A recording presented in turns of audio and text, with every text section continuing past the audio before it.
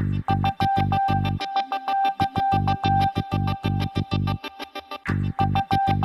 this edition of the journal, we'll be broadening our coverage to incorporate LICs, or listed investment companies, as well as ETFs.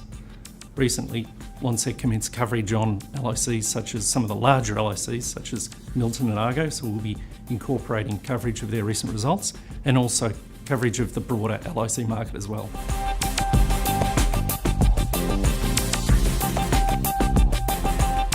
So on the ETF front, we're incorporating our regular coverage and update the state of play about what's going on in the ETF market, both domestically and offshore.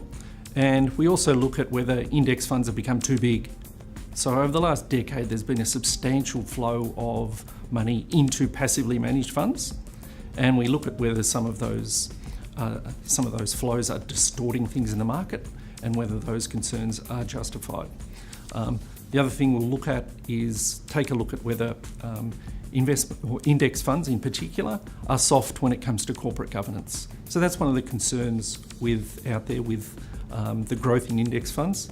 That is that there's concerns around whether or not index funds just go with the flow as far as exercising their voting rights. So we'll have a look at whether or not some of those concerns are justified or not.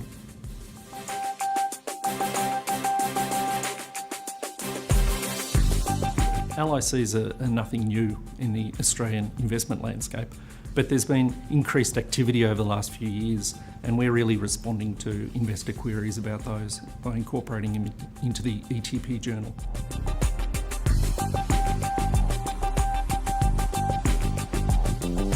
First, I think it's continued popularity, certainly not new popularity, but they're an efficient vehicle for investors to gain diversified access to the equity market in Australia and also overseas.